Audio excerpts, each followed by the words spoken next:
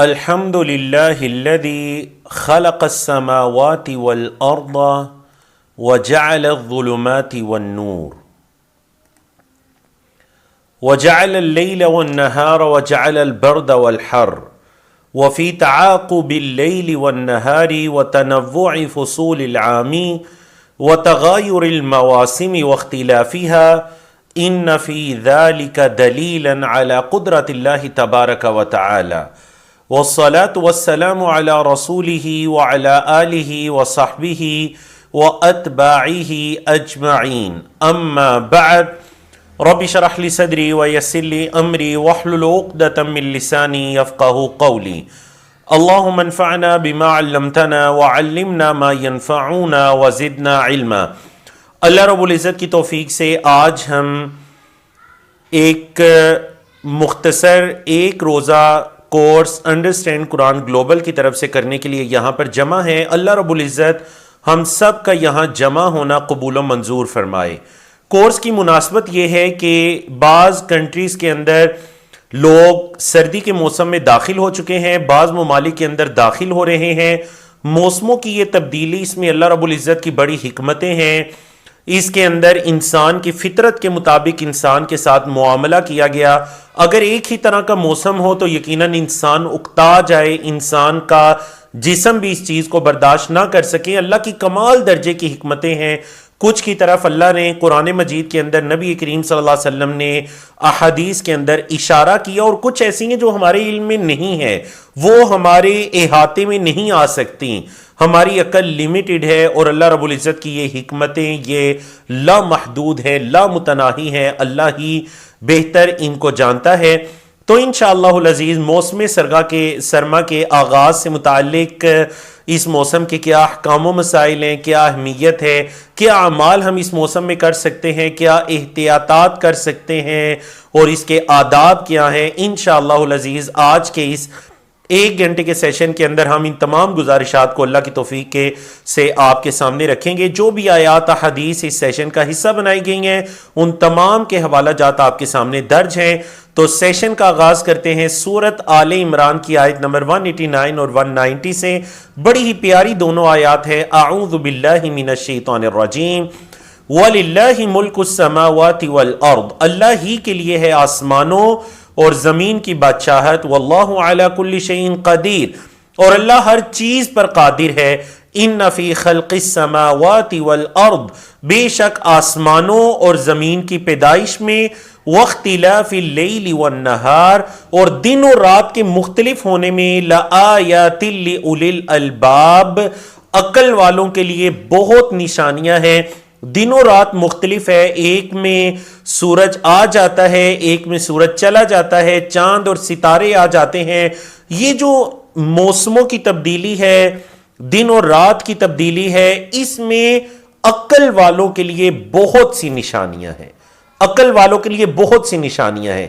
کبھی آپ نے دیکھا ہو کہ اس سیزن میں موسم سرما آنا تھا لیکن آیا ہی نہیں، ہم سب کو پتہ ہے کہ موسم سرما آنا ہے، کیونکہ یہ میرا اور آپ کا بنایا ہوا نظام نہیں ہے، یہ اللہ احکم الحاکمین کا بنایا ہوا نظام ہے، جو اتنا پرفیکٹ ہے کہ اس کے اندر کوئی ادنا سی بھی کمی اور کوتاہی نہیں ہے۔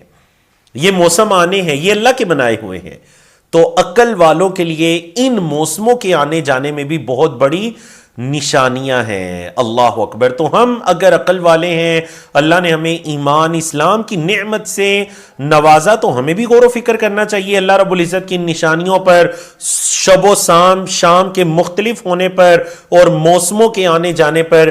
اللہ رب العزت نے فرمایا سورۃ الانعام آیت 59 وَعِندَهُ مَفَاتِحُ الْغَيْبِ لَا يَعْلَمُهَا إِلَّا هُوَ، اللہ ہی کے پاس ہے غیب کی چابیاں، کوئی نہیں انہیں جانتا مگر وہ اللہ اکیلا جانتا ہے۔ وَيَعْلَمُ مَا فِي الْبَرِّ وَالْبَحْرِ، جو کچھ سمندروں کے اندر ہے یا خشکیوں میں ہے وہ اللہ جانتا ہے۔ وَمَا تَسْقُطُ مِنْ وَرَقَةٍ إِلَّا يَعْلَمُهَا، اگر ایک پتا بھی گرتا ہے تو وہ اللہ جانتا ہے۔ وَلَا حَبَّةٍ فِي ظُلُمَاتِ الْأَرْضِ وَلَا رَطْبٍ وَلَا يَابِسٍ إِلَّا فِي كِتَابٍ مُبِينٍ، اگر کوئی ایک دانہ بھی زمین پر گرتا ہے، زمین کے اندھیروں میں کھو جاتا ہے اور وہ خشک ہے یا وہ تر ہے، مگر اللہ کے پاس ایک مقرر کتاب میں ہے۔ تو یاد رکھیے گا یہ جو بھی تبدیلیاں رونما ہوتی ہیں نا، موسم کا آنا جانا تو بہت بڑی بات ہے۔ ایک بیج جو کبھی کسی درخت سے گرنے کے بعد مٹی میں شامل ہو گیا اور پھر ایک تنا آور درخت بن کر نکلا، یہ بھی اللہ کے علم میں ہے، اللہ کے احاطہ اور اللہ کی قدرت سے باہر نہیں ہے۔ اللہ اکبر، وہ جانتا ہے، وہ علیم ہے۔ یہ موسموں کی تبدیلی یہ اس کی قدرت کے ہی مظاہر ہیں۔ اللہ اکبر، اللہ رب العزت ہمیں اس سے نشانیاں پکڑنے کی توفیق عطا کرے، اس میں تدبر کرنے کی توفیق عطا کرے۔ اگر ہم نبی کریم صلی اللہ علیہ وسلم کی حدیث کو دیکھیں، سردی کیوں آتی ہے، گرمی کیوں آتی ہے، صحیح مسلم کی حدیث سے ہمیں پتہ چلتا ہے۔ حدیث نمبر 637، حضرت ابو ہریرہ رضی اللہ تعالیٰ عنہ کی روایت کہ نبی کریم صلی اللہ علیہ وسلم نے فرمایا، اشتکت النار الی ربھا، آگ نے شکایت کی اپنے رب کو۔ جہنم کی آگ، اس آگ سے مراد جہنم کی آگ ہے جسے بھڑکا دیا گیا ہے۔ اللہ رب العزت ہمیں اس سے بچنے کی توفیق عطا کرے، اس سے پناہ مانگنے کی توفیق عطا کرے۔ تو آگ نے اپنے رب کو شکایت کی، فقالت، اس نے کہا، ربی، اے میرے رب، اکل بعضی بعضا، میرا بعض حصہ بعض حصے کو کھا رہا ہے۔ فَأَذِنَ لَهَا بِنَفَسَيْن، تو اللہ رب العزت نے اس آگ کو 2 مرتبہ سانس لینے کی اجازت دے دی۔ نفسن فی الشتاء، ایک سانس سردیوں میں، وَنَفَسٍ فی الصَّيْفِ، اور ایک سانس گرمیوں میں۔ اب یہ جو اس کے 2 سانس ہیں، ایک مرتبہ سانس لینا، باہر نکالنا گرمیوں میں، سردیوں میں سانس کھینچنا، فَهُوَ أَشَدُّ مَا تَجِدُونَهُ مِنَ الْحَرِّ، تو یہ وہ شدید گرمی ہے جو تم گرمیوں کے موسم میں دیکھتے ہو۔ وَأَشَدُّ مَا تَجِدُونَهُ مِنَ الزَّمْهَرِيرِ، اور یہ وہ سردی ہے جو تم سرما کے موسم کے اندر دیکھتے ہو۔ تو ہمارا اس پر ایمان ہے۔ اب دیکھیں، سوال یہ پیدا ہوتا ہے کہ یہ جہنم کے سانس لینے کی کیا کیفیت ہے؟ واللہ عالم، ہمیں احادیث کے اندر یہ پتہ چل گیا کہ جہنم سانس لیتی ہے، ہمارا ایمان ہے کہ جہنم سانس لیتی ہے۔ کیفیت کیا ہے اللہ بہتر جانتا ہے، غیبی معاملات ہیں۔ ہم نے تو جہنم کو بھی نہیں دیکھا، ہم نے تو جنت کو بھی نہیں دیکھا۔ ہاں، ہم نے قرآن مجید میں پڑھا، ہم ایمان لے آئے۔ ہم نے نبی کریم صلی اللہ علیہ وسلم کی حدیث میں پڑھا، ہم ایمان لے آئے۔ ایمان بالغیب کہتے ہی اس کو ہیں کہ نہ دیکھے چیزوں پر بھی ایمان لے آنا۔ ہم نے فرشتوں کو نہیں دیکھا لیکن ہم ایمان لاتے ہیں، جبریل امین ہیں، میکائیل ہیں، اسرافیل ہیں، دیگر فرشتے ہیں، جنت جہنم ہیں، جنات ہیں۔ اللہ اکبر۔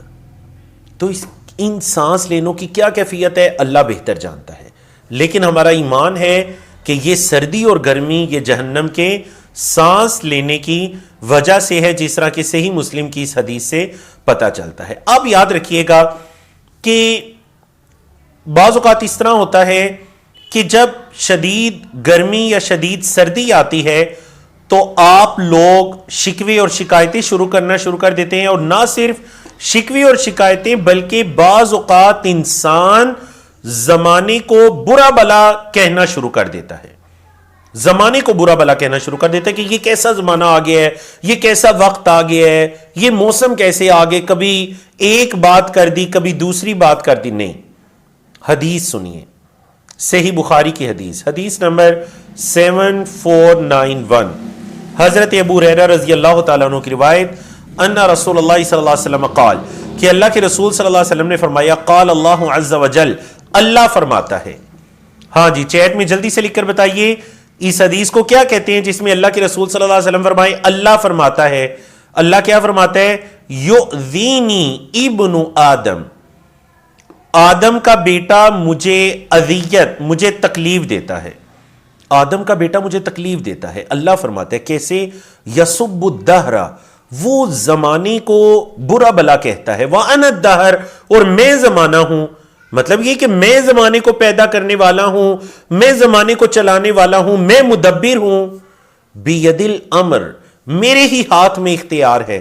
اقلب اللیل والنہار، یہ مطلب ہے ان الدہر کا کہ میرے ہاتھ میں اختیار ہے اور میں دن و رات کو الٹ پلٹ کرتا ہوں. رات کو لے جاتا ہوں، دن کو لے آتا ہوں، دن کو لے آتا ہوں، رات کو لے جاتا ہوں. میں ہی انہیں آگے پیچھے لے کر آتا جاتا ہوں.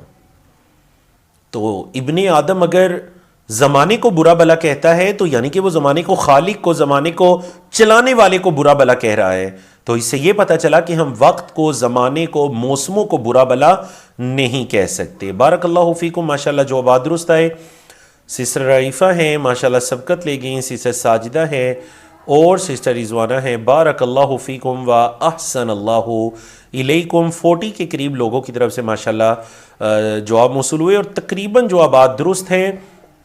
حدیث قدسی اس کو ہم کہتے ہیں، حدیث قدسی جس کے اندر نبی کریم صلی اللہ علیہ وسلم فرماتے ہیں کہ اللہ نے فرمایا. تو پتہ چلا اگر سردی ہمیں بعض اوقات تنگ بھی کرتی ہے یا گرمی ہمارے لیے مشقت کا، تکلیف کا باعث بھی بنتی ہے، پھر بھی ہم اس کو برا بلا نہیں کہہ سکتے. اس کو پیدا کرنے والا، اس کو لے کر آنے والا، لے کر جانے والا اللہ رب العالمین ہے. ہوا کو بھی برا بلا نہیں کہہ سکتے. اکثر اوقات سردی میں شدید قسم کی ٹھنڈی ہوائیں چلتی ہیں.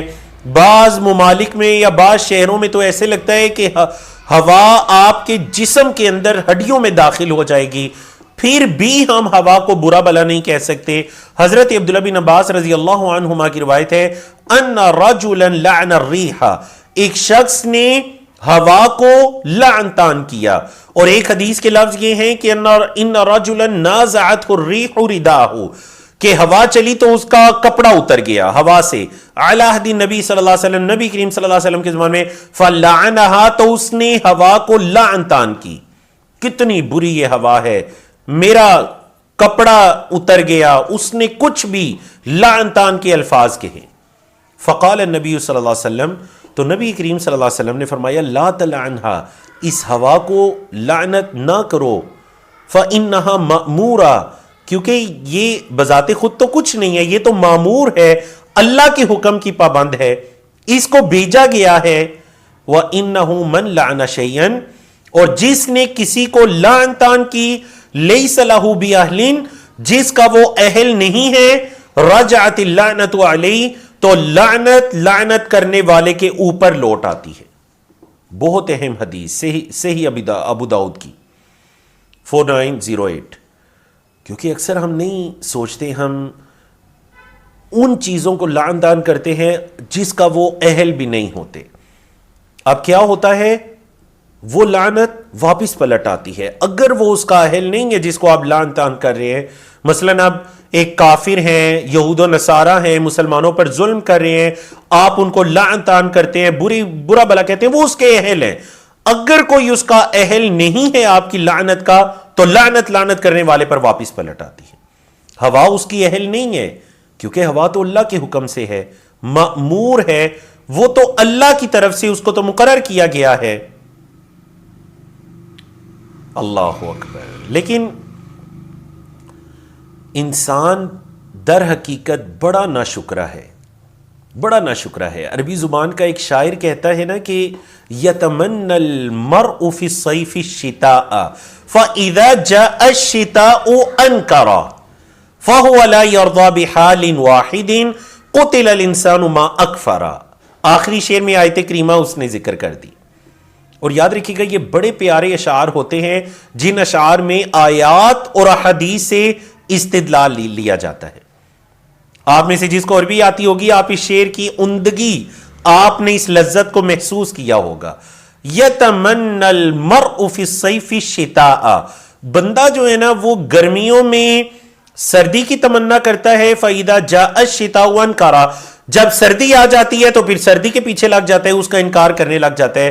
فهو لا يرضى بحال واحد، کبھی بھی کسی ایک حال میں خوش نہیں رہتا. قتل الانسان، یہ انسان ہلاک ہو جائے. ما اکفرا، کتنا ناشکرا ہے. یہ فعل تعجب ہے. ما اکفرا، کتنا ناشکرا ہے. اللہ کی کتنی ناشکری کرنے والا ہے، کبھی ایک حال میں خوش ہی نہیں رہتا. سردیاں آتی ہیں تو کہتا ہے گرمی آ جائے، گرمی شدید ہوتی ہے تو کہتے ہیں سردی آ جائے. اللہ اکبر. دونوں موسم اللہ کے بنائے ہوئے ہیں۔ اب دیکھیں اگر کبھی تیز ہوا چل پڑتی تو نبی کریم صلی اللہ علیہ وسلم کا طریقہ کار کے اکثر سردیوں میں بڑی تیز ہوائیں چلتی ہیں، جب کبھی بھی تیز ہوا چلے تو کیا طریقہ کار ہونا چاہیے؟ نبی کریم صلی اللہ علیہ وسلم بے چین ہو جاتے۔ اما عائشہ رضی اللہ تعالیٰ عنہ فرماتی ہیں آپ صلی اللہ علیہ وسلم بے چین ہو جاتے، کبھی اندر آتے کبھی باہر جاتے اور اللہ سے یہ دعائیں کرتے ہیں اللہ میری امت کو ہلاک نہ کرنا، اور یہ دعا پڑھا کرتے جو آپ کے سامنے ہے۔ اس دعا کو یاد کر لیجئے، بچوں کو یاد کروائیے، اپنی عادت بنا لیجئے۔ اللہم انی اسألک خیرہا، اے اللہ بے شک میں تجھ سے اس ہوا کی خیر کا سوال کرتا ہوں، وخیر ما فیہا، اور جو اس کے اندر ہے اس کی خیر کا سوال کرتا ہوں، وخیر ما ارسلت بی، اور اس ہوا کو جس چیز کے لیے بھیجا گیا ہے اس کی خیر کا سوال کرتا ہوں، وَأَعُوذُ بِكَ مِن شَرِّهَا، اور اے اللہ اس ہوا کے شر سے میں تیری پناہ چاہتا ہوں، وَشَرِّ مَا فِيهَا، اور اے اللہ اس ہوا کے اندر جو کچھ ہے اس کے شر سے بھی اللہ میں تیری پناہ چاہتا ہوں، وَشَرِّ مَا أُرْسِلَتْ بِي، اور اے اللہ جس مقصد کو دے کر اس ہوا کو بھیجا گیا ہے اے اللہ میں اس سے بھی تیری پناہ چاہتا ہوں، اے اللہ میں اس سے بھی تیری پناہ چاہتا ہوں۔ بڑی ہی اہم ترین دعا ہے یہ دعا، ہوا چلنے کی ہے، اس دعا کو یاد کر لیجئے اور اس دعا کو اپنا معمول بنا لیجئے۔ اللہ رب العزت ہمیں توفیق عطا کرے۔ اب دیکھیں سردیوں میں گرمیوں کی نسبت بیماریاں کچھ زیادہ لگتی ہیں، کبھی نزلہ زکام کھانسی اسی کے سبب، کبھی بخار، کبھی کیا کیفیت کبھی کیا کیفیت۔ اب اگر کبھی کسی کو کوئی بیماری لگتی ہے تو کیا وہ اس بیماری کو برا بلا کہہ سکتا ہے؟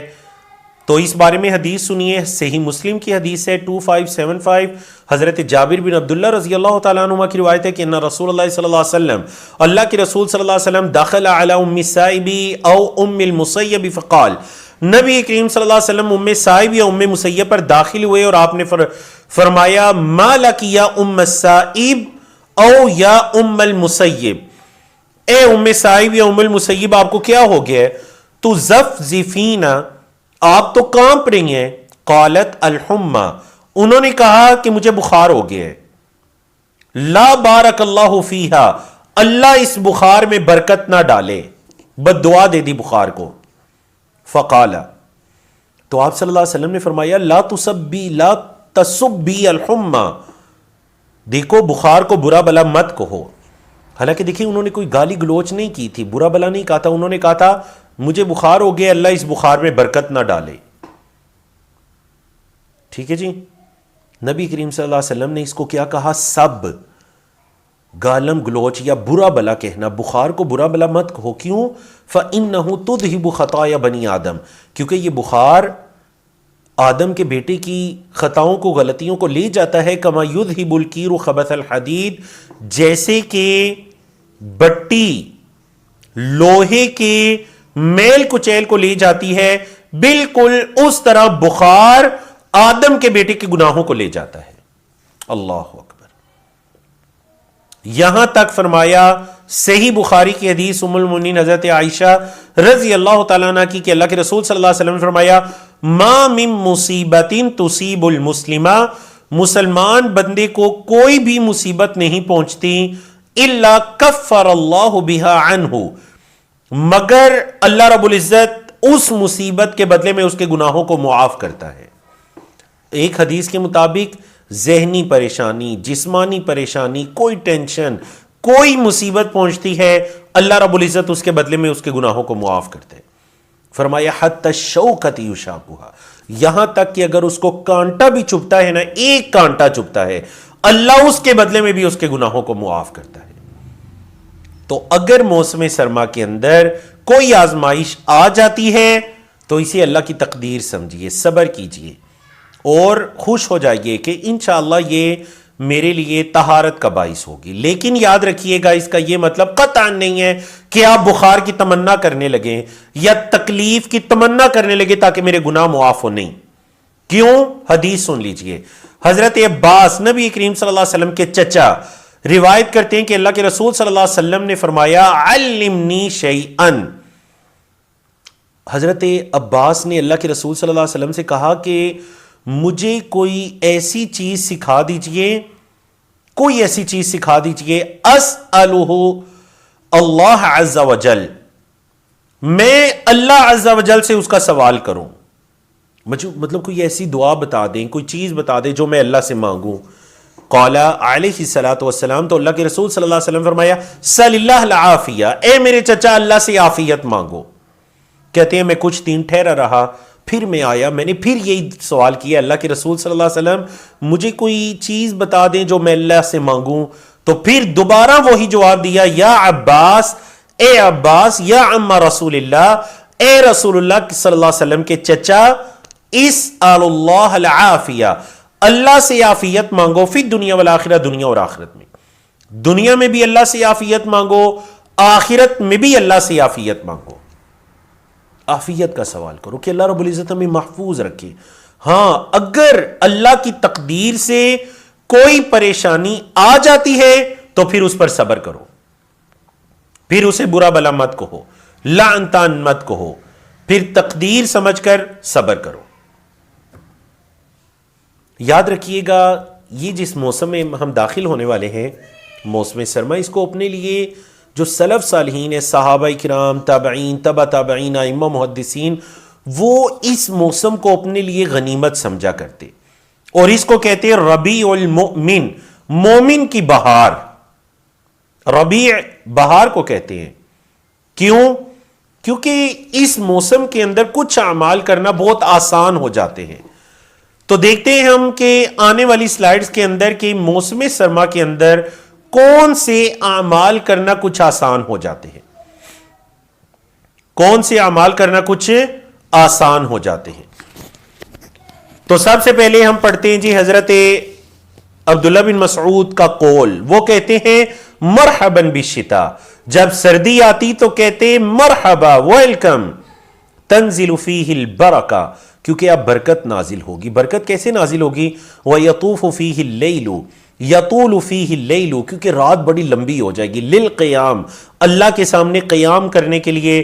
وَيَقْصُرُ فِيهِ النَّهَارُ، دن بڑا چھوٹا ہو جائے گا. للصیام، روزے رکھنے کے لیے.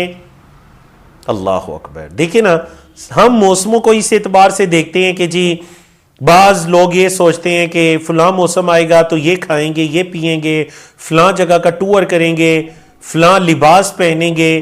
سلف صالحین موسموں کو کیسے سوچا کرتے تھے کہ ان موسموں کے اندر اللہ کی عبادت کیسے کریں گے، ان موسموں کے اندر ہم اللہ کے قریب کیسے ہو جائیں گے. ذرا موسموں کو اس اعتبار سے بھی سوچ کر دیکھیے. امام حسن بصری کیا فرماتے ہیں؟ کہتے ہیں نعم زمان المؤمن الشتاء، یہ جو سردی کا موسم ہے نا، یہ کتنا اچھا موسم ہے مومن کے لیے. لیلہ طویل، اس کی رات بڑی لمبی ہے. یقومہ، وہ رات کو قیام کر سکتا ہے. ونہارہ قصیر یصومہ، اور دن بڑا چھوٹا ہے، وہ روزہ رکھ سکتا ہے. یہی وجہ ہے کہ حضرت ابو ہریرہ سردی کے موسم میں، موسم سرما کے اندر روزے رکھنے کو کہا کرتے تھے الغنیمت الباردہ. اور آپ یہ فرمایا کرتے تھے اپنے شاگردوں سے اور دیگر لوگوں سے کہ کیا میں تمہیں غنیمت باردہ، ایک آسان طریقے سے حاصل ہو جانے والی غنیمت کے بارے میں نہ بتاؤں؟ قالوا بلا، صحابہ نے کہا کیوں نہیں بتائیے. فیقول، تو آپ فرماتے الصیام فی الشتاء، سردی میں روزے رکھنا، یہ جو سردی کے موسم میں روزے رکھنے نے، یہ غنیمت باردہ ہے. مطلب وہ غنیمت جو آسانی سے حاصل ہو جائے، ورنہ تو غنیمت جنگ لڑنے کے بعد حاصل ہوتا ہے مال غنیمت، لیکن ایک غنیمت یہ ہے سردی کے روزے جو بغیر مشقت کے انسان پورا کر سکتا ہے. ایسے ہی ہے جی. مشہور تابعی گزرے ہیں عبید بن عمیر لیثی رحمہ اللہ، وہ فرماتے ہیں جب سردی کا موسم آ جاتا تو وہ کہا کرتے یا اہل القرآن، اے قرآن والو، قد طال اللیل لصلاتکم، دیکھو تمہاری رات نمازیں پڑھنے کے لیے ماشاءاللہ کتنی لمبی ہو چکی ہے. وَقَصُرَ النَّهَارُ لِصَوْمِكُمْ، دیکھو تمہارے دن روزے رکھنے کے لیے کتنے چھوٹے ہو چکے ہیں. فَاغْتَنِمُوا، اس کو غنیمت سمجھ لو، اس کو اپنے لیے موقع سمجھ لو. شاید کہ تمہاری آنے والی زندگی میں تمہیں دوبارہ یہ لمبی راتیں ملے نہ ملیں، یہ چھوٹے دن ملے نہ ملیں، اس کو اپنے لیے غنیمت سمجھ لو. کون کون سی نیکیاں کی جا سکتی ہیں؟ سب سے پہلے نمبر پر اہم ترین نیکی کہ موسم سرما کی راتیں بڑی لمبی ہو جاتی ہیں. آپ دیکھ لیجئے گا، آپ ذرا اندازہ لگا لیں مغرب آپ کے شہر، آپ کے ملک میں کتنے بجے داخل ہو رہی ہے اور فجر کتنے بجے داخل ہو رہی ہے. کم از کم آپ کو مغرب اور فجر رات جو ہے نا وہ 11-12 گھنٹے کی رات آپ کو مل جاتی ہے. اتنی طویل رات ہے. آپ میں سے بعض لوگ یہ کہتے ہیں کہ رات کو 2-3 مرتبہ آنکھ کھل جاتی ہے. سچ بتائیے ایسا ہوتا ہے یا نہیں؟ آپ ہی کہتے ہیں کہ جی سوئے تھے، بار بار آنکھ کھل رہی تھی. کبھی آنکھ کھلے تو پھر اٹھ جائیے، اس کی حدیث آگے آ رہی ہے. پہلے آیت کریمہ پڑھ لیجئے، سورۃ ہود کی آیت نمبر 114 ہے. اللہ رب العزت نے فرمایا وَأَقِمِ الصَّلَاةَ طَرَفَيِ النَّهَارِ وَزُلَفًا مِّنَ اللَّيْلِ، نماز کو قائم کرو دن کے دونوں کناروں میں اور رات کی گھڑیوں میں. ان الحسنات یذہبن السیئات، کیونکہ جو نیکیاں ہیں نا یہ گناہوں کو لے جاتی ہیں. ذالک ذکری للذاکرین، یہ نصیحت پکڑنے والوں کے لیے بہت بڑی نصیحت ہے. رات کی گھڑیوں میں نماز پڑھو، دن کے دونوں اطراف میں. اس سے مراد فجر کی نماز اور عصر کی نماز لیا گیا. ایک دن کے پہلی نماز، ایک دن کی آخری نماز. اور رات کی گھڑیوں میں نماز پڑھو، اس سے مراد اکثر کے نزدیک تہجد ہے، قیام اللیل ہے. کیوں؟ کیونکہ نیکیاں گناہوں کو لے جاتی ہیں. ان الحسنات یذہبن السیئات، جتنی آپ نیکیاں کریں گے آپ کے گناہ دھلتے جائیں گے. یہ نصیحت پکڑنے والوں کے لیے، حاصل کرنے والوں کے لیے اس میں بہت بڑی نصیحت ہے. اگلی حدیث مسند احمد کی روایت ہے، حدیث نمبر 22149. حضرت ابو امامہ رضی اللہ تعالیٰ عنہ کی روایت ہے، قال کہتے ہیں اتیت رسول اللہ صلی اللہ علیہ وسلم فقلت، میں اللہ کے رسول صلی اللہ علیہ وسلم کے پاس آیا،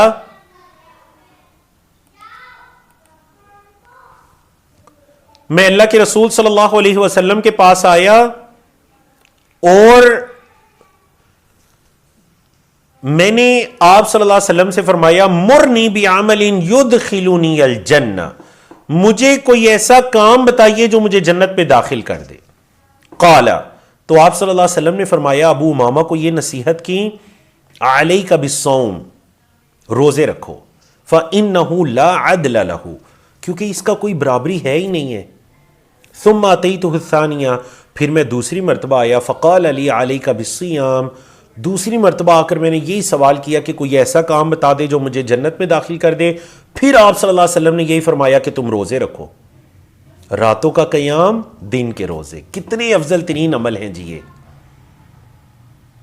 ابو سعید الخدری کہتے ہیں کہ میں نے نبی کریم صلی اللہ علیہ وسلم کو سنا، آپ فرما رہے تھے کہ جس نے ایک دن کا روزہ رکھا اللہ کی راہ میں، اللہ کے لیے فی سبیل اللہ کی 2 طرح کی تشریحات کی گئی. ایک یہ کہ جہاد کی حالت میں ہونے کے باوجود روزہ رکھا، دوسری یہ کہ اللہ کی راہ میں یعنی کہ اخلاص کے ساتھ اللہ کی اطاعت کرتے ہوئے اس نے روزہ رکھا. بعد اللہ وجہہ عن النار 70 خریفہ، تو اللہ رب العزت اس کے چہرے کو آگ سے 70 سال کی مسافت پر دور کر دے گا، جس نے ایک روزہ رکھا اخلاص کے ساتھ اللہ کو راضی کرنے کے لیے. 70 سال اگر کوئی سفر کرتا رہے، اتنا اللہ رب العزت اس سے آگ کو دور کر دے گا. اللہ اکبر، اللہ اکبر. اللہ ہمیں ایسے روزے رکھنے کی توفیق عطا کرے. اب اگر آپ سردی میں روزہ رکھنا ہی چاہتے ہیں تو 3 طرح سے آپ روزے رکھ سکتے ہیں. حضرت ابو ہریرہ کی روایت ہے کہ اللہ کے رسول صلی اللہ علیہ وسلم نے فرمایا تعرض الاعمال یوم الاثنین والخمیس، سوموار اور جمعرات کے دن اعمال اللہ کے ہاں پیش ہوتے ہیں. فاحب ان يعرض عملی وانا صائم، تو میں یہ پسند کرتا ہوں کہ جب میرا عمل اللہ کے ہاں پیش ہو تو میں روزے کی حالت میں ہوں. تو بڑا افضل عمل ہے کہ جی آپ ہر ہفتے میں سوموار یوم الاثنین اور خمیس جمعرات کا دن، یہ 2 دن آپ روزے رکھیے. اور نیت کیا ہو؟ ایک تو نفلی روزے ہیں، دوسرا میرا اعمال نامہ ان 2 دنوں میں اللہ کے ہاں پیش ہوگا تو لکھا ہوگا اس دن یہ روزے کی حالت میں ہے. اور تیسرا بڑا اس میں فائدہ کہ نبی کریم صلی اللہ علیہ وسلم کی اقتداء بھی ہے، آپ صلی اللہ علیہ وسلم کی سنت بھی ہے.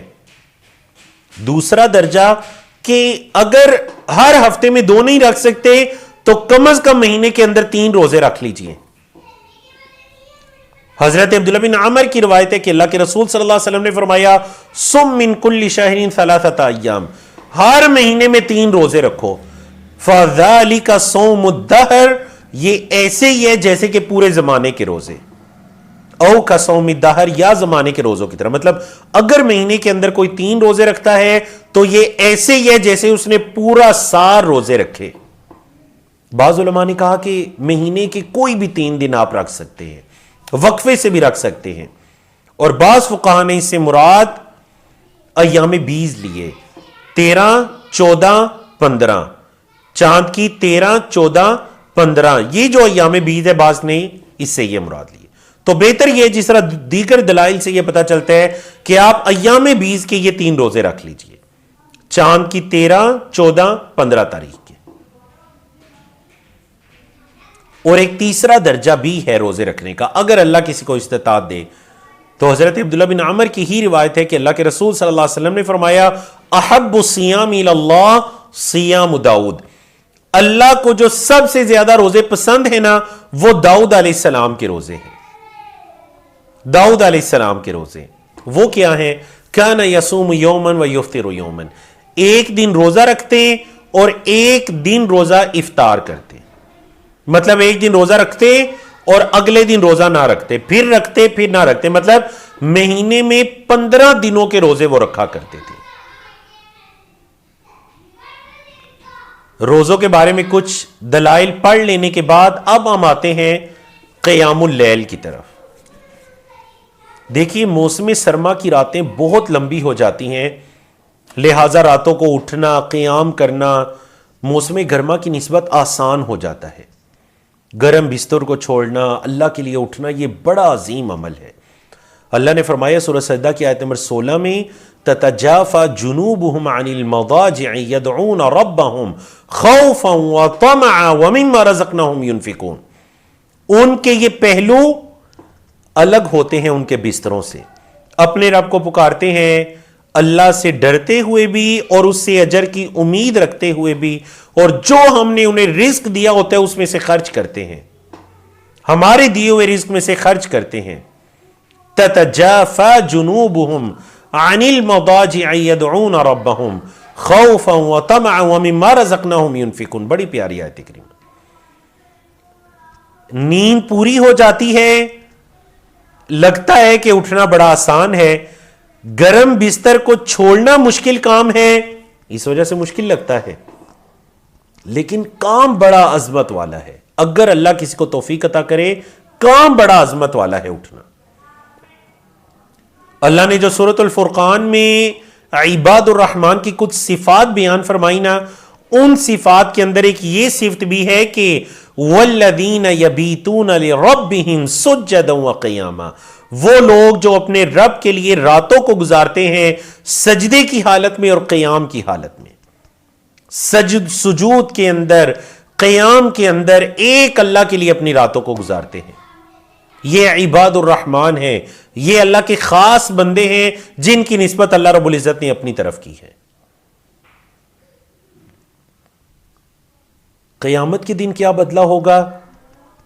فرمایا سورۃ الذاریات کی آیت نمبر 15 سے لے کر 18 تک ان المتقین فی جنات وعیون، متقین قیامت کے دن باغات میں ہوں گے اور چشموں میں ہوں گے.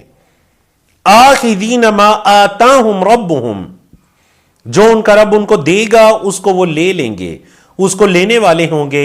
انہم کانوا قبل ذلک محسنین، کیونکہ اس سے پہلے یہ بڑا احسان کرتے تھے، بڑے اچھے اعمال کرنے والے تھے. کانوا قلیلا من اللیل ما یہجعون، یہ راتوں کو بہت کم سوتے تھے. وبالاسحار ہم یستغفرون، اور یہ سحریوں کے وقت اٹھ کر اللہ سے استغفار مانگتے تھے. وہ وقت جب اللہ رات کا آخری پہر ہوتا ہے، اللہ رب العزت آسمان دنیا پہ نزول فرماتے ہیں اور اللہ فرماتا ہے کہ کوئی سوال کرنے والا میں اس کو عطا کروں، کوئی مانگنے والا میں اس کی طلب پوری کر دوں، کوئی استغفار کرنے والا میں اس کے گناہوں کو بخش دوں. اس وقت کے اندر یہ اٹھ کر اللہ سے استغفار کر رہے ہوتے تھے. تو آج اللہ نے انہیں بدلہ کیا دیا، یہ باغات اور چشموں کے اندر ہے اور خوش ہیں جو ان کے رب نے ان کو بدلہ دے دیا. اللہم اجعلنا منہم، دعا کیجئے اللہ رب العزت ہمیں بھی ان میں سے بنائے، دنیا میں ایسے اعمال کرنے کی توفیق عطا کریں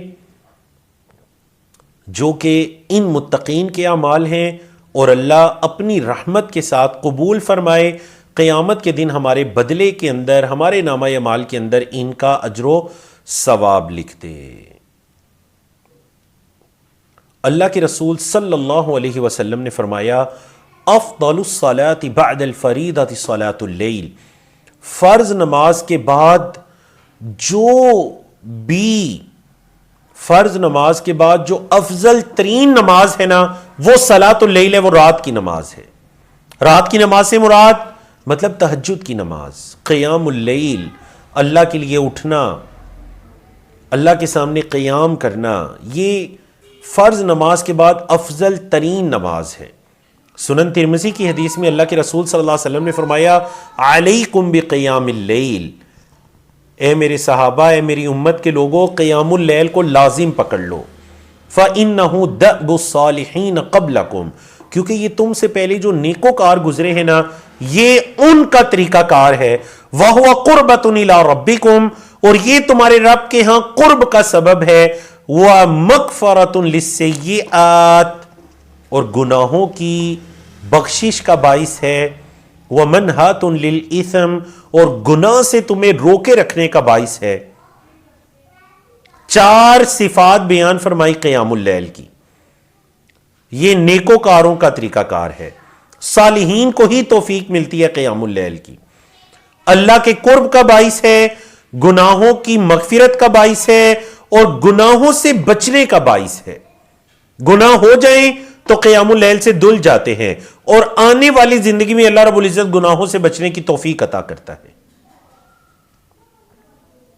اگلی حدیث سنیے، سنن ترمذی 1984. اللہ کے رسول صلی اللہ علیہ وسلم نے فرمایا جنت میں ایسے کمرے ہیں اتنے خوبصورت کہ باہر سے اندر دکھائی دیتے ہیں اور اندر سے باہر اتنے شفاف. ایک دیہاتی کھڑا ہوا اور اس نے کہا لمن ہی یا رسول اللہ، اے اللہ کے رسول صلی اللہ علیہ وسلم، یہ غرف، یہ بالا خانے کن کے لیے ہیں؟ آپ صلی اللہ علیہ وسلم نے فرمایا 4 صفات بیان کر دی، جن میں یہ 4 صفات ہیں نا، یہ بالا خانے اللہ نے ان کے لیے رکھے ہیں. لمن اطاب الکلام، جس نے اچھی بات کہی، زبان کی حفاظت کی، اچھی بات کہی، اچھے اخلاق کا مظاہرہ کیا. وَأَطْعَمَ الطَّعَامَ، اور اس نے دوسروں کو کھانا کھلایا، یہ بھی نہیں کہ صرف فقراء مساکین کو بس کھانا کھلایا. وَأَدَامَ الصِّيَامَ، اور ہمیشگی سے روزے رکھے، فرائض کے ساتھ ساتھ نفلی روزے بھی ہمیشگی سے رکھے. وَصَلَّى لِلَّهِ بِاللَّيْلِ وَالنَّاسُ نِيَامٌ، اور اللہ کے لیے اس نے نماز پڑھی جب سارے لوگ سوئے ہوئے ہوتے ہیں. لوگ سوئے ہوئے ہیں، یہ اٹھ کر اللہ کے سامنے نماز پڑھ رہے، قیام کر رہے، رکعات پڑھ رہے، نوافل پڑھ رہے. تو فرمایا اللہ نے یہ بالا خانے ان لوگوں کے لیے رکھے ہیں. اللہ ہمیں بھی توفیق عطا کرے، آمین. اگلا جو 2 ہمارے اعمال گزرے، ایک دن کے روزے، نمبر 2 راتوں کا قیام. تیسری چیز کی طرف آتے ہیں، اور وہ یہ ہے کہ سردی کے اندر چونکہ خاص کر جب پانی گرم نہیں ہوتا، ٹھنڈا پانی ہوتا ہے، تو وضو کرنے میں بڑی مشقت ہوتی ہے. حتیٰ کہ پانی گرم بھی ہو پھر بھی انسان بعض اوقات کانپتے ہوئے سردی کی حالت میں وضو کرتا ہے تو یہ زیادہ خدشہ ہے کہ کہیں وہ وضو کے کچھ اعضاء کو خشک نہ چھوڑ دے. تو وضو اچھی طرح سے کرنا. حدیث سنیے صحیح مسلم کی 251. اللہ کے رسول صلی اللہ علیہ وسلم نے فرمایا الا ادلکم علی ما یمحو اللہ بہ الخطایا ویرفع بہ الدرجات، کیا میں تمہیں وہ چیز نہ بتاؤں جس سے اللہ گناہوں کو 2 ڈالے معاف کر دے اور اللہ درجات کو بلند کر دے؟ قالوا بلا یا رسول اللہ، کہا کیوں نہیں اللہ کے رسول صلی اللہ علیہ وسلم، بتائیے. قال، آپ صلی اللہ علیہ وسلم نے 3 اعمال بتائے. 3 اعمال، فضیلت آپ نے سن لی، اللہ اس سے گناہوں کو 2 ڈالے گا اور درجات کو بلند کر دے گا. نمبر 1، اسباغ الوضوء علی المکارہ، ہمارے موضوع سے متعلق ناپسندیدگی کے باوجود اچھی طرح وضو کرنا. خاص کر سردی کا موسم ہے، نفس نہیں چاہ رہا کہ جسم کو پانی لگے، لیکن آپ پھر بھی اچھی طرح سے اعضائے وضو کو دھوتے ہیں. اسباغ الوضوء، اچھی طرح سے وضو کرنا. نمبر 2، وکثرۃ الخطا الی المساجد، مساجد کی طرف کثرت سے قدم اٹھانا. نمبر 3، وانتظار الصلاۃ بعد الصلاۃ، ایک نماز کے بعد اگلی نماز کا انتظار کرنا. ایک نماز ہو گئی، کب اگلی نماز ہوگی؟ اگلی ہو گئی، کب اگلی نماز ہوگی؟ کب میں دوبارہ اللہ کے سامنے پیش ہو جاؤں گا؟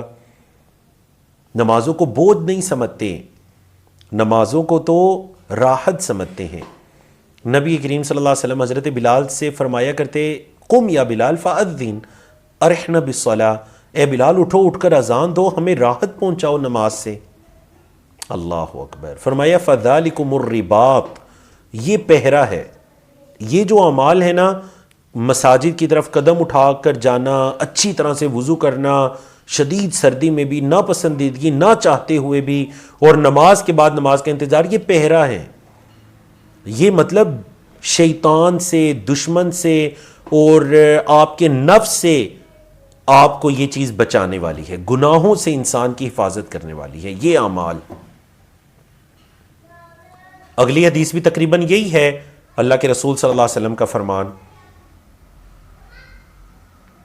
بعض اوقات انسان اگر لاپرواہی سے وضو کرتے ہے، اسے پتہ بھی ہے کہ ایک مرتبہ میں وضو کر رہا تھا، میں نے دیکھا میری کوہنی یا میری ایڑی وغیرہ خشک رہ گئی، اور اس کے بعد پھر بھی وہ احتیاط نہیں کرتا، تو یہ حدیث سن لیجئے، صحیح بخاری کی 163.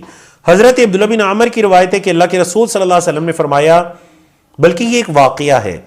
حضرت عبداللہ بن عمر کہتے ہیں تخلف النبی صلی اللہ علیہ وسلم عنا فی سفرۃ سافرناها، ایک سفر کے اندر نبی کریم صلی اللہ علیہ وسلم ہم سے تھوڑا پیچھے رہ گئے.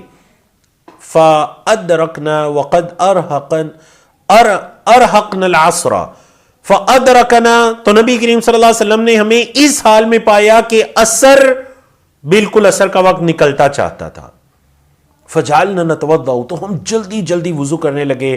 وَنَمْسَحُ عَلَىٰ أَرْجُلِنَا، اپنے ہاتھوں پر بھی پاؤں پھیرنے لگے وضو کے اندر. فَنَادَىٰ بِأَعْلَىٰ صَوْتِهِ، تو نبی کریم صلی اللہ علیہ وسلم نے اپنی بلند آواز سے پکارا، وَيْلٌ لِلْأَعْقَابِ مِنَ النَّارِ مَرَّتَيْنِ أَوْ ثَلَاثًا، 2 مرتبہ یا 3 مرتبہ آپ نے یہ فرمایا، ہلاکت ہو ایسی خشک ایڑیوں کے لیے. یہ جو ایڑیاں جلدی میں وضو کرنے کی وجہ سے ایڑیاں خشک رہ رہی ہیں نا، ان ایڑیوں کے لیے آگ ہے. وَيْلٌ لِلْأَعْقَابِ مِنَ النَّارِ، آگ کے اندر، جہنم کے اندر ایک گاٹی ہے، ویل، ان ایڑیوں کے لیے وہ ویل ہو. تو وضو اچھی طرح سے کریں، عام دنوں میں بھی، لیکن خاص کر موسم سرما کے اندر. بعض اوقات فقہاء نے ایک بڑا پیارا مسئلہ ذکر کیا کچھ کتب میں، کہ بعض اوقات اس طرح ہوتے ہیں نا کہ موسم سرما کے اندر انسان کے جسم پر کچھ خشکی وغیرہ ہو جاتی ہے، پانی جسم پر ڈلتا ہے لیکن وہ جسم کو تر نہیں کرتا. اس باغ کا مطلب ہے جسم کو مل کر اس تک پانی پہنچانا، جسم کو مل کر اس تک پانی پہنچانا. موسم سرما میں ایسا کیجئے. آپ صلی اللہ علیہ وسلم نے فرمایا، جس نے وضو کیا اور اچھی طرح وضو کیا، اس کے گناہ اس کے جسم سے ایسے نکلتے ہیں یہاں تک کہ اس کے ناخنوں کے اندر سے بھی اس کے گناہ نکل جاتے ہیں. شرط کیا ہے؟ صرف وضو کرنا نہیں، من توضأ فاحسن الوضوء، جس نے وضو کیا اور اچھی طرح سے وضو کیا. وضو کے اندر بھی احسان ہوتا ہے. احسن یحسن احسان، ہر عبادت میں احسان ہوتا ہے. اس عبادت کو اچھی طرح سے کرنا یہ احسان کہلاتا ہے. نماز پڑھنا اچھی طرح سے، وضو کرنا اچھی طرح سے، تلاوت کرنا اچھی طرح سے، روزہ رکھنا اچھی طرح سے، کسی کا حق ادا کرنا، اچھی طرح سے کوئی کام کرنا، یہ احسان ہے. اللہ کے لیے کرنا، نبی کریم صلی اللہ علیہ وسلم کے طریقے کے مطابق کرنا. تو پھر اللہ کیا فرماتے ہیں؟ ان اللہ یحب المحسنین، اللہ احسان کرنے والوں سے محبت کرتا ہے. اب دیکھیں، اکثر اوقات سچ بتائیے چیٹ میں ایسا ہوتا ہے یا نہیں کہ آپ لوگ ظہر کے لیے وضو کرتے ہیں اور اس سے ماشاءاللہ مغرب کی نماز ادا کرتے ہیں. بتائیے ایسا ہوتا ہے یا نہیں؟ تو ماشاءاللہ وہ دن آنے والے ہیں جن میں نمازوں کے درمیان کا ٹائم کم ہو جاتا ہے، دن چھوٹے ہو جاتے ہیں، تو اکثر ٹائم ہم دن کا وضو کی حالت میں رہتے ہیں. فجر ٹائم وضو کیا، شاید ناشتے تک برقرار رہتے ہیں، ظہر تک وضو کیا، مغرب تک، تو کیوں نہ باقی وقت کو بھی وضو کے اندر گزار لیں. 7-8 بجے بھی جب آپ آفس یا اسکول کی تیاری کر رہے ہیں، جاب کی، کاروبار کی تیاری کر رہے ہیں، تو وضو کر لیجئے. ظہر تک بھی وضو کے اندر گزاریے. ہمیشہ وضو کے اندر رہیں. جیسا کہ اللہ کے رسول صلی اللہ علیہ وسلم فرمایا لا یحافظ علی الوضوء الا مؤمن، مومن بندہ ہی وضو کا محافظ ہوتا ہے. وضو کی حفاظت مومن بندہ ہی کرتا ہے. اس کو فکر رہتی ہے کہ میں کہیں بے وضو تو نہیں ہوں، میں وضو کر لوں. اللہ اکبر. تو کوشش کیجئے، بڑا پیارا موسم آ رہا ہے، اس موسم کو اس انداز میں بھی سوچئے. صرف ٹور کرنے کے لیے، سیر و تفریح کے لیے، یا لباس کے لیے، یا کھانے پینے کے اعتبار سے نہیں، اس نیت سے بھی سوچئے. جب آپ کہتے ہیں کہ جی رات کو بار بار آنکھ کھل جاتی ہے، نیند پوری ہو جاتی ہے، 2-3 مرتبہ آنکھ کھلتی ہے، راتیں بہت لمبی ہو گئی ہیں، تو یہ حدیث سن لے صحیح ابی داؤد کی. آپ صلی اللہ علیہ وسلم نے فرمایا ما من مسلم یبیت علی ذکر طاہرا، کوئی بھی مسلمان نہیں ہے جو ذکر کرتے ہوئے طہارت کی حالت میں اسے نیند آتی ہے. لیٹا ہوا ہے، وضو کی حالت میں ہے، نیند آ گئی، اللہ کا ذکر ہے اس کی زبان پر، فیتعار من اللیل، رات کو اس کی آنکھ کھل گئی، بیدار ہو گیا، فیسأل اللہ خیرا من الدنیا والآخرہ، اب اس نے اللہ سے جو دنیا اور آخرت کی خیر کا سوال کیا، الا اعطاہ ایہ، وہ کوئی بھی سوال نہیں کرتا مگر اللہ اس کو وہ چیز دے دیتا ہے. کتنا عظیم عمل ہے. طہارت کی حالت میں سوئیں، ذکر کر کے سوئیں، رات کو آنکھ کھل جائے، اللہ سے مانگیں، سوال کریں، اللہ رب العزت آپ کو عطا کرے گا دنیا اور آخرت کی بلائیاں. اور ایک حدیث کے اندر یہ بھی کہ اگر وہ اٹھ کر اس نے اچھی طرح وضو کیا، وضو کر کے اللہ کے سامنے کھڑا ہو گیا، نماز پڑھی، پھر جو دعا مانگے گا اللہ رب العزت اس کی دعا قبول کریں گے. آج اکثر لوگ کہتے ہیں نا جی میں دعا مانگ رہا ہوں، دعا قبول نہیں ہو رہی. دعا کو اس کے آداب، اس کے طریقے کے ساتھ مانگ کر تو دیکھیے. سردی کے اندر اگر ہم یہ دیکھنا چاہیں کہ ہمیں کیا احتیاط اپنانی چاہیے، تو اپنا اور اپنے اہل و عیال کا خیال رکھیے، کیونکہ یہ شریعت کے مقاصد میں سے ہے. بعض لوگ پرواہ نہیں کرتے، خاص کر بائک وغیرہ پر آنے جانے والے، وہ اپنے جسم کو اچھی طرح سے ڈانپتے نہیں ہیں، کبھی نزلہ زکام، کبھی بخار، کبھی دیگر بیماریوں کے اندر مبتلا ہو جاتے ہیں. ایسے مت کیجیے. کیوں؟ کیونکہ یہ جسم میرے اور آپ کی ملکیت نہیں ہے، یہ اللہ کی امانت ہے ہمارے پاس، اس کا خیال رکھیے. اللہ نے سورۃ البقرہ میں فرمایا آیت 195 وَلَا تُلْقُوا بِأَيْدِيكُمْ إِلَى التَّهْلُكَةِ، خود اپنے ہاتھوں اپنے آپ کو ہلاکت میں مت ڈالو. اور سورۃ النساء آیت 29 میں فرمایا وَلَا تَقْتُلُوا أَنفُسَكُمْ، اپنے آپ کو قتل مت کرو، إِنَّ اللَّهَ كَانَ بِكُمْ رَحِيمًا، اللہ تم پہ بڑا رحم کرنے والا ہے. تو تم میں کیوں اپنے اوپر رحم نہیں آتا؟ اللہ تو تم پہ رحم کرنے والا ہے، تم کیوں اپنے آپ کو قتل کرتے ہو؟ تو سردی سے اپنے جسم کو بچائیے، اپنے اہل و عیال کو بچائیے. اللہ کے رسول صلی اللہ علیہ وسلم نے فرمایا صحیح بخاری 6139 ان لربک علیک حقا، بے شک آپ کے رب کا آپ پر حق ہے، وَلِنَفْسِكَ عَلَيْكَ حَقًّا آپ کی جان کا بھی آپ پر حق ہے، وَلِأَهْلِكَ عَلَيْكَ حَقًّا آپ کے اہل و یال کا بھی آپ پر حق ہے، فَآتِ كُلَّ ذِي حَقٍ حَقَّهُ جس چیز کا آپ پر حق ہے نا اس کو اس کا حق دو، جس چیز کا حق ہے اس کو اس کا حق دو، یہ مطلوب ہے شریعت کے اندر۔ تو سردی سے اپنے آپ کو اس لیے بھی بچایا کریں کہ میں اپنا خیال رکھوں گا، کیوں؟ کیونکہ اپنا خیال رکھنا شریعت نے مجھ پر یہ ایک حق لازم کیا ہے، خیال نہیں رکھوں گا تو اللہ کے ہاں جواب دہ ہوں گا۔ کھانا پینا، اچھا کھانا پینا، خیال رکھنا، اپنے آپ کو ہلاکت میں نہ ڈالنا، اچھا لباس موسم کے مطابق۔ اللہ اکبر۔ حدیث سے ہمیں یہ بھی پتہ چلتا ہے اپنا خیال ایسے بھی رکھنا ہے، رات کو آگ بجھا کر سونا۔ دیہاتوں میں ظاہر بات ہے ابھی بھی آگ وغیرہ جلائی جاتی ہے، لیکن اکثر اوقات آپ نے بتائیے کہ جو آپ نے ایسے واقعات سنے یا نہیں سنے کہ ہیٹرز وغیرہ آن رہ گئے، گیس آن رہ گئے، سلنڈر آن رہ گیا، پوری کی پوری فیملی بعض اوقات فوت ہو جاتی ہیں، فیملی کے کچھ افراد یا اکثر افراد، میں نے کئی ایسے واقعات سنے ہوئے ہیں، آپ نے بھی سن رکھے ہوں گے۔ تو کیوں نہ ہم نبی کریم صلی اللہ علیہ وسلم کی حدیث پر عمل کریں؟ اللہ اکبر۔ اللہ میری والدہ کو غریق رحمت کرے، ان کو جنت عطا کرے۔ مجھے یاد ہے وہ رات کو خاص اہتمام کیا کرتی تھی، ہیٹر کو کمرے سے باہر نکالو۔ ہم کہتے تھے ہمیں ہیٹر بند ہو چکا ہے، بس ٹھیک ہے، اب نہیں کہہ رہے تھے نہیں اس کو باہر نکالو کیونکہ یہ گیس کا پائپ ہے، کوئی لیکیج ہو جائے گی، بس جب رات کو بند کیا تو اس کو کمرے سے باہر رکھو۔ اہتمام کرنا چاہیے، ماؤں کو، باپوں کو یہ اہتمام لازمی کرنا چاہیے۔ یہ حدیث کے اندر بھی ہے، حضرت عبداللہ بن عمر کی روایت ہے کہ نبی کریم صلی اللہ علیہ وسلم نے فرمایا لا تترکوا النار فی بیوتکم حین تنامون، جب تم سو رہے ہو نا تو آگ کو جلتا ہوا نہ چھوڑو، جب تم سو رہے ہو تو آگ کو جلتا ہوا نہ چھوڑو۔ اور حضرت ابو موسیٰ کی روایت ہے الاشعری رضی اللہ تعالیٰ عنہ قال کہتے ہیں نبی کریم صلی اللہ علیہ وسلم کے زمانے میں بھی ایک واقعہ پیش آیا، واقعہ سنیے۔ احترق بیت بالمدینہ، مدینے کے اندر ایک گھر جل گیا، اعلی اہلہ من اللیل، رات کے وقت گھر والے بھی اس کے اندر ہی تھے۔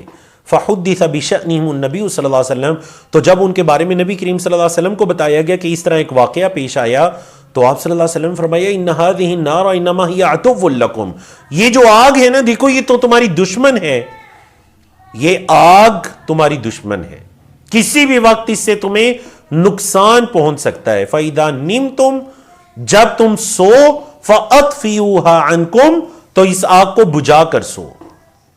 تو ہمیں پتہ چلتا ہے جو بھی موجودہ دور کے اندر ڈیوائسز ہیں ان کو اپنے آپ سے دور کر کے سوئیے، یہ احتیاط لازمی ہے موسم سرما کے اندر۔ نہ صرف اپنا خیال رکھیے بلکہ دوسروں کا بھی خیال رکھیے۔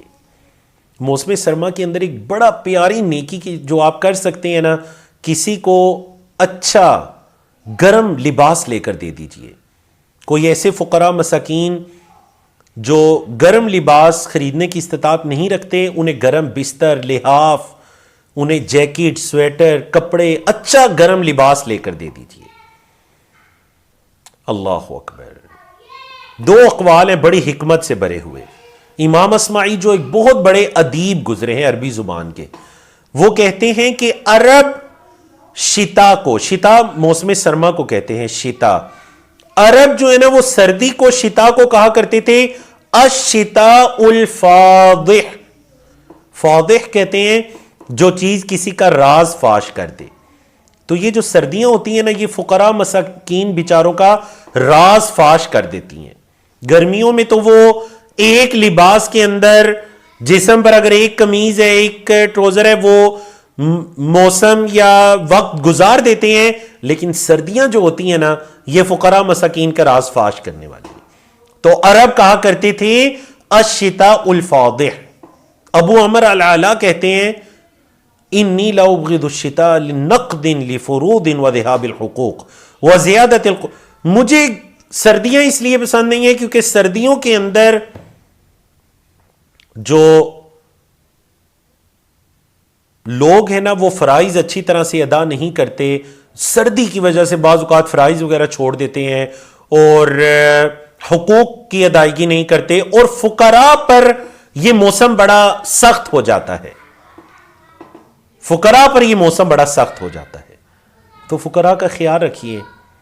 اللہ کے رسول صلی اللہ علیہ وسلم نے فرمایا صحیح مسلم 2699 کہ جس نے کسی مومن سے دنیا کی تکلیفوں میں سے کسی تکلیف کو دور کیا، اللہ رب العزت اس سے قیامت کی تکلیفوں میں سے ایک تکلیف کو دور کرے گا، اور جس نے کسی تنگ دست کے لیے آسانی کی، اللہ رب العزت اس کے لیے دنیا اور آخرت کے اندر آسانیاں کرے گا۔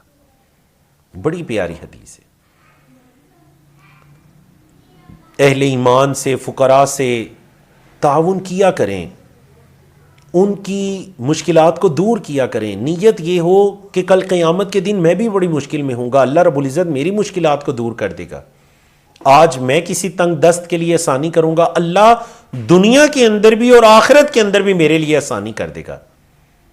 کوئی بیوہ ہے، کوئی یتیم ہے، اس کے لیے تگو دو کیا کریں۔ اللہ کے رسول صلی اللہ علیہ وسلم فرمایا الساعی علی الارملۃ والمسکین، مسکین اور بیوہ وغیرہ کے لیے کوشش کرنے والا کل مجاہد فی سبیل اللہ کی راہ میں جہاد کرنے والے کی طرح ہے، اوil قائم اللیل الصائم النہار، یا پھر رات کو قیام کرنے والے اور دن کو روزے رکھنے والے کی طرح ہے، جو کسی بیوہ یا مسکین کا خیال رکھتا ہے اور ان کے لیے تگو دو کرتا ہے، ان کی ضروریات کو پورا کرنے کے لیے اور ان کے سروں پر ہاتھ رکھنے کے لیے، ان کی تنگ دستی دور کرنے کے لیے، ان کی پریشانیاں دور کرنے کے لیے۔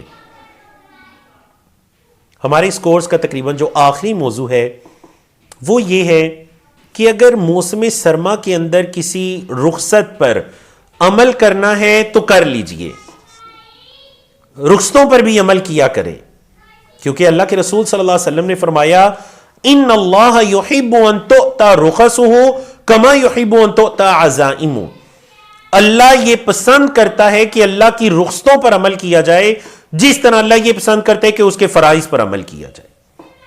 صحیح الترغیب 1060۔ دیکھیں کہ اللہ پسند کرتا ہے کہ اس کی رخصتوں پر عمل کیا جائے جیسے وہ یہ پسند کرتا ہے کہ اس کے فرائض پر عمل کیا جائے۔ اللہ نے اگر اپنے بندوں کو کوئی رخصت دی ہے، وہ یہ پسند کرتا ہے کہ اللہ کی اس رخصت پر عمل کر لیا جائے۔ اللہ پسند کرتا ہے کہ میں نے بندے کو رخصت دی، اس نے اپنا لی، اس نے اختیار کر لی، اس نے عمل کر لیا، چھوڑا نہیں میری رخصت کو۔ جس طرح اللہ کو فرائض پر عمل کرنا پسند ہے، اسی طرح اللہ کو رخصتوں پر بھی عمل کرنا پسند ہے۔ کیسے رخصتوں پر عمل کرنا؟ صحیح بخاری کا یہ واقعہ سن لیجئے۔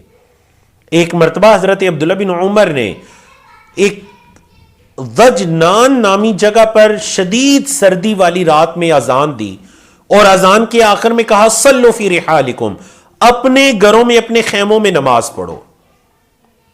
فاخبرنا، اور پھر ہمیں بتایا کہ ان رسول اللہ صلی اللہ علیہ وسلم کان یأمر مؤذنا یؤذن، آپ صلی اللہ علیہ وسلم مؤذن کو اذان دیتے، اذان دینے کا حکم دیتے، وہ اذان دیتا، ثم یقول علی اثرہ، پھر آپ صلی اللہ علیہ وسلم اس کے بعد فرماتے الا صلوا فی الرحال فی اللیلۃ الباردہ، سردی والی رات میں یہ کہا کرتے کہ تم اپنے خیموں کے اندر نماز پڑھ لو، اویل مطیرات فی السفر، یا پھر جب بارش والی رات ہوتی سفر کے اندر تو تم اپنے گھروں میں نماز پڑھ لو۔ یاد رکھیے گا حدیث کے اندر سفر کا تذکرہ ہے، سفر کے اندر اگر شدید سردی ہے، آپ مسجد وغیرہ تک نہیں جا سکتے تو آپ گھر کے اندر نماز پڑھ لیجئے۔ رہائش جب آپ سفر کی حالت میں نہیں ہیں، حضر کی حالت میں اپنے گھر کے اندر ہیں، اگر ایسی شدید سردی ہے جس سردی کی وجہ سے آپ کسی بیماری میں مبتلا ہو سکتے ہیں، یا پھر آپ بہت شدید مشقت اٹھا سکتے ہیں، بعض علاقوں میں ایسی سردی پڑتی ہے، آپ کے علم میں ہے کہ ایک ایک دو مہینے وہ علاقے برف کے اندر ڈکے رہتے ہیں۔ اگر کوئی اتنی شدید مشقت ہے، اور اللہ بہتر جانتا ہے کہ وہ کتنی مشقت ہے، تو انسان اپنے گھر کے اندر نماز پڑھ سکتا ہے، اس رخصت پر عمل کر سکتے ہیں جس پر حضرت عبداللہ بن عمر نے خود بھی عمل کیا اور لوگوں کو بھی عمل کروایا سفر کے دوران۔ بعض ائمہ نے ایک بڑا ہی پیارا باب قائم کیا. امام بخاری، امام ابو داؤد وغیرہ نے اپنی کتابوں میں یہ باب قائم کیا، اذا خاف الجنب على نفسه المرض او الموت او خاف العطش تیمم. ایک شخص جنبی ہے، اس پر غسل فرض ہو چکا ہے، اب اسے بڑا ڈر ہے کہ میں اگر غسل کروں گا تو کہیں کوئی بیماری نہ لگ جائے، کہ یقین اتنی شدید سردی میں غسل کرنے کی وجہ سے میری موت نہ ہو جائے، یا پھر جتنا پانی ہے اگر اس سے غسل کر لیا تو پھر تو پانی پینے کے لیے بھی نہیں بچے گا، تو وہ اس حالت کے اندر تیمم کر سکتا ہے. اگر کوئی ایسی شدید مجبوری پیش آ چکی ہے تو پھر پانی کی موجودگی میں بھی وہ تیمم کر سکتا ہے. ظاہر بات ہے اس دور کے اندر تو اکثر جگہ پر پانی کو گرم کرنے کا انتظام وغیرہ ساری چیزیں موجود ہیں. اگر انتظام موجود ہے تو ظاہر بات ہے پانی کو گرم کیا جائے گا ضرور، لیکن بعض اوقات ایسی مجبوری ہوتی ہے کہ کوئی پانی گرم کرنے کا انتظام نہیں ہوتا، شدید ٹھنڈا پانی ہے، شدید سردی کا موسم ہے. اب یہ ڈر ہے کہ اگر اس موسم میں ٹھنڈے پانی کو استعمال کیا یا کوئی بیماری لگ جائے گی، حتیٰ کہ موت واقع ہو سکتی ہے غسل کرنے سے، تو ایسی حالت کے اندر وہ تیمم کر سکتا ہے. اور اس ضمن میں ایک حضرت عبداللہ بن عامر کا ایک واقعہ بھی ہے، ایک طویل حدیث بھی ہے جس سے ہمیں یہ دلیل ملتی ہے. دیکھیں ایسے ہی رخصتوں میں سے موزوں اور جرابوں پر مسح کرنا ہے. وہ گرمی میں بھی سردی میں بھی جرابیں یا موزے وغیرہ ہیں چمڑے کے بنے ہوئے یا کپڑے یا صوف کی بنی ہوئی جرابیں ہیں، ان پر آپ مسح کر سکتے ہیں. حضرت مغیرہ بن شعبہ کی حدیث ہے سنن ترمذی، سنن ابی داؤد کے اندر کہ اللہ کے رسول صلی اللہ علیہ وسلم نے وضو کیا اور اپنی جرابوں اور اپنے جوتوں پر مسح کیا. دیگر کئی ایک صحابہ کرام سے، حضرت عبداللہ بن عمر سے، حضرت ابو ہریرہ سے، دیگر کئی صحابہ سے جرابوں پر، کپڑے کی بنی ہوئی جرابوں پر مسح کرنا ثابت ہے. اور یہ ایسا مسئلہ ہے کہ ہمیں جو ائمہ فقہا گزرے ہیں، تقریباً اکثر ائمہ فقہا سے یہ دلیل ملتی ہے کہ وہ جرابوں پر مسح کیا کرتے تھے. نہ جانے ہم کیوں اس معاملے میں اتنی سختی کرنے لگے. شافعیہ کے ہاں مسح کرنا بالکل جائز ہے، حنابلہ کے ہاں، مالکیہ کے ہاں، حتیٰ کہ امام ابو حنیفہ رحمہ اللہ کے ہاں، ان کے جو شاگرد ہیں امام ابو یوسف، قاضی ابو یوسف رحمہ اللہ، امام محمد بن حسن الشیبانی رحمہ اللہ، ان کے نزدیک بھی جرابوں پر مسح کرنا چاہیے، کوئی حرج والی بات نہیں ہے. تو آپ اس مشقت میں نہ پڑیے کہ ہر نماز کے لیے میں جرابوں کو اتاروں گا، ہر حال میں اپنے پاؤں کو دھوؤں گا. آپ مسح کر لیجئے، بالکل جائز ہے، صحابہ کرام سے جائز ہے، ائمہ اور فقہا سے جائز ہے، حدیث کے اندر اس کے کثرت سے دلائل موجود ہیں. تو الحمدللہ اللہ رب العزت کی توفیق سے موسم سرما کے بارے میں کچھ گزارشات آپ کے سامنے پیش کرنے کا موقع ملا. الحمدللہ اللہ رب العزت انڈرسٹینڈ قرآن گلوبل کی پوری ٹیم اور اس کورس کی پوری ٹیم سے اپنی بارگاہ کے اندر قبول و منظور فرمائے. کچھ دیر آپ کے سوالات کی طرف بھی آتے ہیں انشاءاللہ. کفارہ مجلس کی دعا پڑھ لیجئے. سبحانک اللہم و بحمدک، اشہد ان لا الہ الا انت، استغفرک و اتوب الیک.